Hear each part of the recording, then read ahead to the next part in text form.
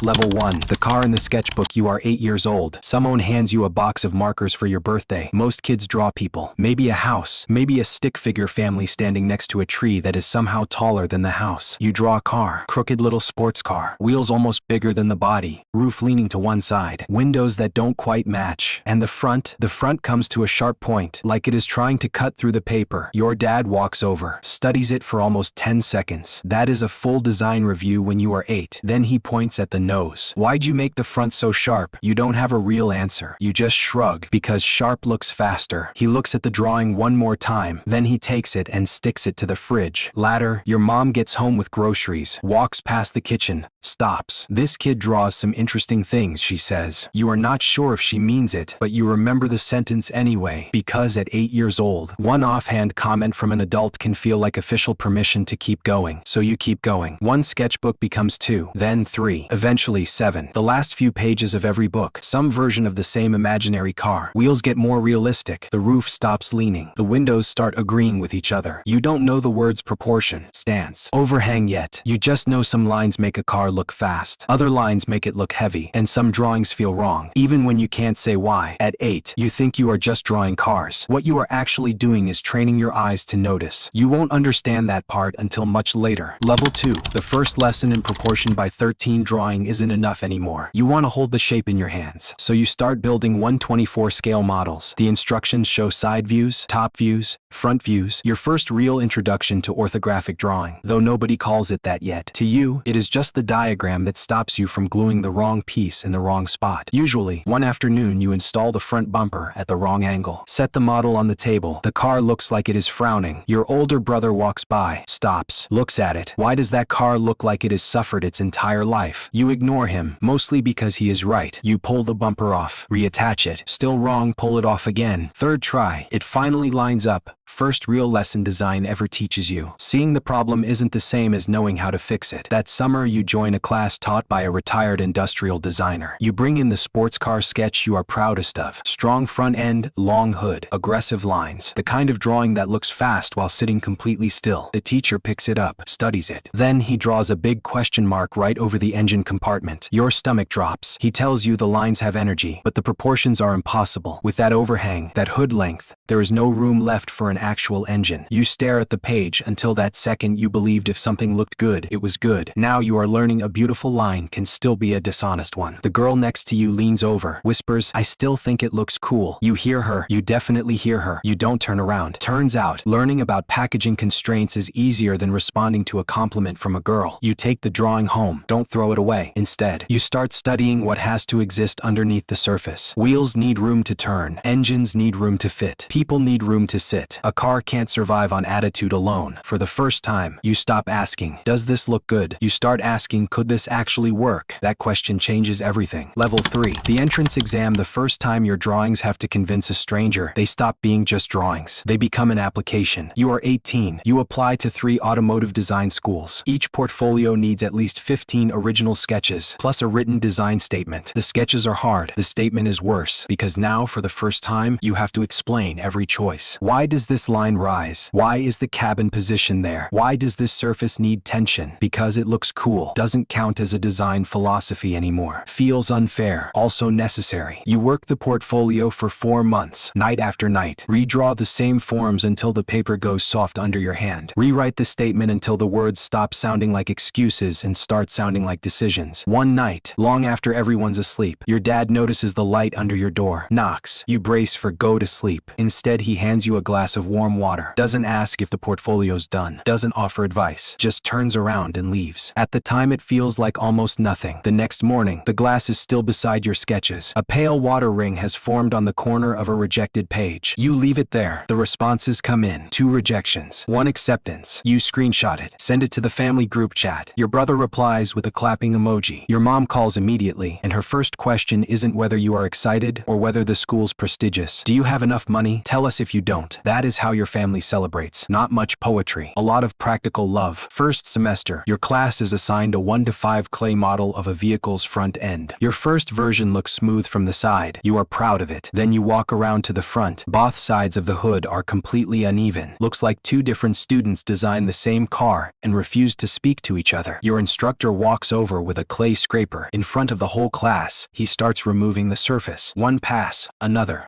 3 days of work, gone in under a minute. You stand there trying not to look devastated. He sets the scraper down. Remember this feeling, he says. One day you should be able to close your eyes, touch a surface, and know whether it is right. You think the lesson's about clay. It is not. Before the class ends, you pick up the scraper and begin rebuilding the surface, so you start again. Level 4. The intern's name. The studio looks exactly the way you imagined. Your first assignment does not. You are 21, interning in the design department of a mid-sized automaker. You expected sketches, concept cars, dramatic reveals. Your first real lesson is surface tolerance standards. Not exactly the movie version of car design. Your supervisor sets two samples in front of you. One's an A-class surface, one's B-class. Asks if you can feel the difference. You run your fingers across the first, then the second, then the first again. Concentrating so hard your hand starts to feel unreliable. Finally you admit, you can't tell. She nods. You are not supposed to yet. When you can feel the difference, you'll be ready. That answer stays with you. For weeks, the two samples feel identical. Then one afternoon they don't. Your first official assignment, the outer housing for a side mirror on a facelifted model, sounds small. Isn't 23 versions. 18 rejected. Wrong angle. Section too thick. Transition into the mounting point unresolved. Surface catching light badly. By version 16 you are close to breaking. Starting to wonder if you are actually improving, or just inventing new, more sophisticated ways to be wrong. Your supervisor notices. Pulls up an old project from early in her own career. Her proposal got rejected 27 times. That record's still standing, she says. Break it whenever you want. Not exactly comforting. Works anyway. Version 17 fails. 18 fails. 19 goes into review. The product manager flips to the page. Studies the mirror housing. Who designed this? Before you can answer, your supervisor says your name. Just your name, no speech, no announcement. But something shifts in that moment. Until now you've been the intern helping on the project. Now one small piece of the car belongs to you. Most customers will never know your name. Most will never even consciously notice the mirror. Doesn't matter. You'll know it is there. For now, that is enough. Level 5. The battle over one part. The first time a test report puts your design in direct conflict with another department. You are 25. You've been handed the front bumper of an SUV. The first time you are fully in control of a part this visible. The front end is a car's face. People clock it in traffic, recognize it in their mirrors, judge the whole vehicle before they know a thing about the engine, the interior, the price. No pressure. Your grille design has real visual tension. Makes the SUV look wider, more planted, more confident. The design team likes it. Then the wind tunnel results land. The grille bumps the drag coefficient up by 0.008. Looks like nothing on paper. In certification terms, it is enough to push the vehicle outside its energy target. An aerodynamics engineer walks over and drops the report on your desk. Tells you this could cost his team another month chasing performance targets. Not smiling. You could argue the visual intent. Could say the grille is central to this car's identity. Instead, you take the report to the clay modeling area. You and the modeler spend the whole afternoon on it, adjusting vane angles, narrowing one opening, redirecting another, not surrendering the design, making it honest. Second win. Tunnel test goes to engineering. Hours pass. Then the reply comes back. Okay, this one works. 4 words. You screenshot it anyway. Not because it is praise. It is barely praise. The next morning, the screenshot is still open on your phone when you walk back into the clay room. The model hasn't changed, but the argument around it is over. Months later, the front end goes into production. One afternoon you are driving through the city. A new SUV with templates crosses the intersection ahead of you. You know it instantly. The grille, the bumper, the exact relationship between the lights and the lower intake. That is your car. You stare almost 10 seconds before you realize the lights changed and you are supposed to turn. That night you call your dad. One sentence. I saw a car I designed on the road today. Short silence. Then, send me a picture. He has still got that first drawing filed away in his memory, stuck to the fridge. Now he wants wants the real one. Level 6. The language of an entire car for the first time. Every visible surface has to answer to you. You are 30, newly promoted to exterior design lead for a brand new vehicle. Start to finish, not just one part up. To now you've designed pieces. A mirror, a bumper, a grille. Now the whole car has to speak one language. The front can't promise aggression if the rear looks apologetic. The side can't be elegant while the wheel arches belong to a different personality entirely. Your first proposal goes into a blind consumer test, placed next to 3 competitor vehicles, 200 people scoring them with no idea which company made which. Your design comes in third, not last, not where you want it either. The team pulls the results apart. Everyone's got a theory. Front's too conservative, rear's too heavy, greenhouse looks too familiar. A digital modeler, 6 months into the job, speaks up quietly. Could the body lines just be too busy? Nobody answers right away. You don't either, but you remember it. That evening you look at the side profile again. 3 character lines, all competing for attention. Each one works alone. Together, noise. You cut 2. 3 lines become 1. The side calms down, gets stronger, more confident. Second blind test. This time, first place. When the results come out, the young modeler comes over, laughing a little. I was just guessing. Didn't think that was actually the problem. You tell him it wasn't a guess. He saw something the rest of the room had stopped seeing. That matters. The car launches. First month sales beat projections by 23%. Marketing turns the number into a poster, hangs it in the lobby. One day a colleague spots you across the hallway, points at the poster. Isn't that the one you designed? You look at the image. The production version's a little different from the original sketch. Engineering changed some things. Manufacturing changed others. Regulations had opinions too, but the core idea survived. Thousands of people driving it now with no idea how many arguments, revisions, and deleted lines it took to make it look this simple. Level 7. The director who became part of the standard. The title lands at 38. Exterior design director. 27 people on your team now. The job stops being about your own ideas. It becomes about deciding which ideas deserve more time, which surfaces need pushback, which young designer needs pressure, and which one just needs someone to tell them not to quit. A newly hired designer brings you a proposal. You reject it. He revises it. You reject it again. 6 rounds. After the 6th, he catches you outside the meeting room. Looks wiped out. Do you think I am just not cut out for this? You could give him the speech. Instead, you take him to the clay workshop. Put his hand on the surface of a production vehicle. On screen, the render looks flawless, smooth, controlled. Under his palm, it feels different. The highlight on the render had been hiding the weak spot. Light can lie, you tell him. Your hand won't. Samey lesson your instructor gave you years ago. Mid-scrape. Over 3 ruined days of work. Now you are passing it forward. 3 months later, his door handle proposal clears review on the first try. You add his name to the contribution list. At 44, something else happens. A front grille structure you led years back gets pulled into the company's new hire training manual. Cited as an example of aerodynamics and visual identity working together. One day, an intern's flipping through it, points at the designer's name. Does this person still work here? You say nothing. Just smile. Turn the page. No need to explain. Getting quoted in a training manual while standing in the same room is a very specific kind of getting old. That same year, a competitor launches a new model. The grille looks a lot like the one your team built years earlier. Someone on your team lines up the 2 images side by side, asks if the company should say something publicly. You look at the comparison. Means we picked the right direction back then. No statement gets issued. No online back and forth. The conversation just ends there. Early on, you wanted people to know the work was yours. Now you close the comparison file and move on to the next review. The resemblance is still there. Your name isn't. You no longer need it to be. Level 8. The witness to an industry. You are 56 now. Retirement's close. Some of the cars you helped build are still out there in traffic every day. Others are gone. A few sit in museums. You've watched the tools change. Clay gave way to digital surfaces. Screens got bigger. Simulations got faster. The industry learned to predict airflow, reflections, pedestrian safety, manufacturing tolerances, and customer reactions before a single physical part ever existed. But the core problem never changed. Someone still has to decide where a line starts, where it ends, and why it should exist at all. One afternoon, a young designer comes to you for advice. Expects you to pull up a famous grille, a shoulder line, some award-winning proportion. Instead, you open a drawer, pull out an old sketchbook, cover worn soft, pages gone yellow. You open it to one of the first drawings you ever made. Age 8, crooked sports car, wheels bigger than the body, uneven windows, a front end sharpened into an impossible point. He studies it for a long time. This looks nothing like what you design now. You nod. He is right. It doesn't know. You tell him. But what that drawing taught me never changed. He waits for the explanation. You look at the sketch again. It was wrong in almost every measurable way. No room for a real engine, No thought for aerodynamics, no manufacturing logic, no regulations, no customer research. But it held one real question. Why does one shape feel faster than another? That question led to the next one. Could the engine actually fit? Could the air actually pass through? Could the surface actually be built? Would it still feel right when the screen turned off and a hand moved across real clay? A career isn't built from one perfect answer. It is built from asking better questions over and over for decades. Before retirement, you place the old sketchbook in the studio's material library between surface samples and archived project books. A week later, a new intern finds it. They flip past the careful drawings at the back and stop at the first car. Crooked body, oversized wheels, impossible pointed nose. In the margin, beneath the question your father asked decades ago, you've added one line in pencil. The question was better than the drawing. The intern reads it twice, then carries the sketchbook to a desk, opens a blank page, and starts working.